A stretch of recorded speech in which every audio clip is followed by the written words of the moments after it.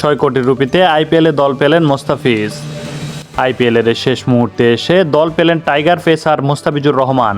দিল্লি ক্যাপিটালসের হয়ে অবসরে বাকি অংশে খেলবেন তিনি। দিল্লি ক্যাপিটালসের হয়ে আসরের বাকি অংশে খেলবেন তিনি। 6 কোটি রুপিতে তাকে দলে ভিড়িয়েছে ফ্র্যাঞ্চাইজিটি। সাময়িক বিকল্প হিসেবে মুস্তাফিজের সাথে চুক্তি করেছে দিল্লি। পরের আসরের আগে তাকে ধরে রাখতে পারবে না এই ফ্র্যাঞ্চাইজি। বুধবার দিল্লি ক্যাপিটালসের পর থেকে বিষয়টি নিশ্চিত করা হয়েছে। অস্ট্রেলিয়ান পেসার জ্যাক ফ্রেশার ম্যাকগ্রেকের পরিবর্তে বাংলাদেশি পেসারকে দলে ভিড়িয়েছে তারা। এই অজি ওপেনার আইপিএলের বাকি অংশ খেলতে অস্বীকৃতি জানিয়েছে।